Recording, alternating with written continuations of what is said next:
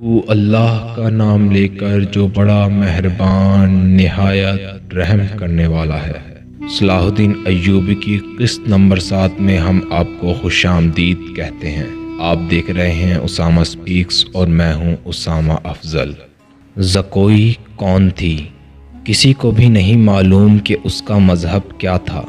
वो मराकश की रहने वाली एक लड़की थी। जिस तरह जासूसों को हर वक्त अपनी ज़िम्मेदारी की वजह से मज़हब बदलना पड़ता है, इसी तरह ये ज़कोई भी अली बिन सुफियान की इंटेलिजेंस सिपाही थी। जब नाजी की आदात और तरीक़ा वारदात का अली बिन सुफियान को मालूम हुआ कि वो खूबसूरत लड़कियों के ज़रिए किसी को फांसता है, तो वो ज़कोई को मराकश से अपने साथ ले आया और ख़ुद बुर्दा फरोश का बहरूप धार कर नाजी के हाथों उसको बेच दिया। इस लड़की में ऐसा जादू था कि नाजी इसको सलाहुद्दीन अय्यूबी को फांसने के लिए इस्तेमाल करना चाहता था, मगर खुद ही उसके बिछाए हुए जाल में फंस गया। उसने जश्न की रात ज़कोई को सलाहुद्दीन अय्यूबी के खैमे में भेजा तो खुशी से इस तरह निहाल था कि उसने अय्यूबी की पारसाई का बुत तोड़ दिया है।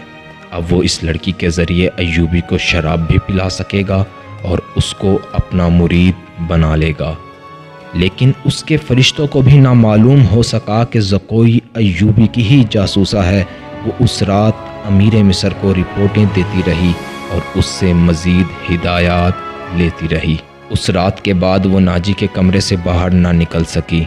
आखिर एक दिन उसको वहाँ से निकलने का मौका मिला तो वो एक ऐसी खबर लेकर निकली जो खुदा के सिवा किसी और को मालूम ना थी। ये उसकी बदकिस्मती थी कि नाजी के करीब होने की वजह से हरम में उसको मारने की साजिशें की गईं, जो कामयाब हो गई। ज़कोई के कत्ल के बाद अली बिन सुफियान ने वो रकम जो बुर्दा फरोश के भेस में ज़कोई की कीमत के तौर पर वसूल की थी और सलाहुद्दीन अय्यूबी की तरफ से दिए जाने वाले इनामो इकराम की रकम मराकश में मौजूद उसके अंधे बाप और सदा बीमार माँ को पहुँचा दी। सुबह का सूरज तुलू हुआ तो अली बिन सुफियान अरबी घोड़ों पर सवार अपने 8 सिपाहियों के साथ शुमाल मशरिक की तरफ दौड़ा जा रहा था। उसको मालूम था कि बादशाह फ्रैंक के हेडक्वार्टर की तरफ कौन सा रास्ता जाता है। सहरा का राजदान था, इसलिए भटकने का कोई अंदेशा न था।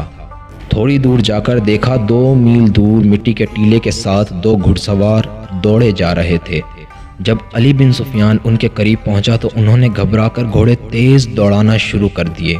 फिर अली बिन सुफियान ने भी अपने घोड़े को एड़ मारी तो थके हुए घोड़े ने वफादारी का मुजाहिरा करते हुए तेज दौड़ना शुरू कर दिया। वो दोनों घुड़सवार पहाड़ी में इधर उधर भटकने लगे। उनको रास्ता नहीं मिल रहा था कि अली बिन सुफियान ने चारों तरफ से उनको घेर लिया था। फिर एक सिपाही दौड़ता हुआ घोड़े पर आया और उसने उनके घोड़ों के पांवों पे तीर मारना शुरू कर दिए, जिससे वो रुक गए। पहले उन्होंने झूठ बोलकर खुद को ताजिर साबित करने की कोशिश की, लेकिन तलाशी की गई तो वो पैगाम मिल गया जो नाजी ने उनको देकर भेजा था। फिर दोनों को हिरासत में लेकर ये पार्टी वापस मिस्र आ गई। वहाँ सलाहुद्दीन अय्यूबी इंतज़ार कर रहा था कि इतने में अली 2 कैदियों को लेकर हाजिर हुआ और ख़त पेश किया। जब ख़त पढ़ा तो लिखा था कि वो फ़लाँ दिन और फ़लाँ वक्त में यूनानियों, रूमियों और दीगर सुलेबियों की मदद से बहरे रूम की तरफ से अपनी फ़ौजें उतार कर हमला कर दें। हमले की इत्तला मिलते ही 50,000 सोडानी फ़ौज अमीर मिस्र के ख़िलाफ़ बगावत का ऐलान कर देगी। मिस्र की नई फ़ौज हमले और बगावत का बैक वक्त मुकाबला करने के काबिल नहीं है। इसके इवज़ नाजी ने तमाम मिस्र या मिस्र के एक बड़े हिस्से पर हुक्मरानी की शर्त पेश की थी। सलाहुद्दीन अय्यूबी ने ख़त पढ़ा तो नाजी और उसके 3 नाइबीन को नज़रबंद कर दिया और ख़त की तारीख को बदल कर 2 समझदार सवारों को ख़त देकर शाह फ्रैंक की तरफ रवाना किया। उनको ये जाहिर करना था कि वो नाजी का ही ख़त लेकर आए हैं। 8 रोज़ बाद सवार वापस आ गए। उनके पास फ्रैंक का जवाबी ख़त मौजूद था। शाह फ्रैंक ने लिखा था, सोडानी फ़ौज हमले के दिन से 2 रोज़ पहले बगावत कर दे ताकि अय्यूबी को इतना वक्त ना मिले कि वो सुलेबियों के हमले को नाकाम बना सके। अय्यूबी ने सुलेबियों के मुकर्ररा वक्त पर हमला करने से पहले तमाम इंतज़ामात मुकम्मल कर लिए थे।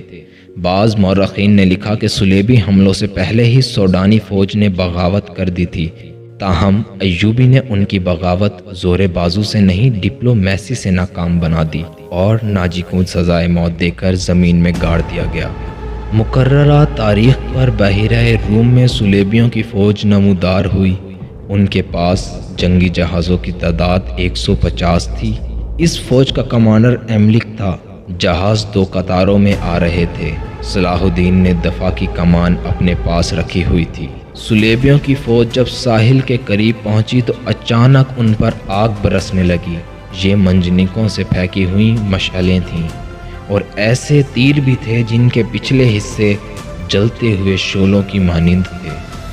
مسلمانوں کی برسائی ہوئی آگ نے صلیبی جہازوں اور کشتیوں کے باغبانوں کو آگ لگا دی۔ وہاں سے مسلمانوں کے چھپے ہوئے جہاز بھی آ گئے اور انہوں نے بھی آگ برسانا شروع کر دی۔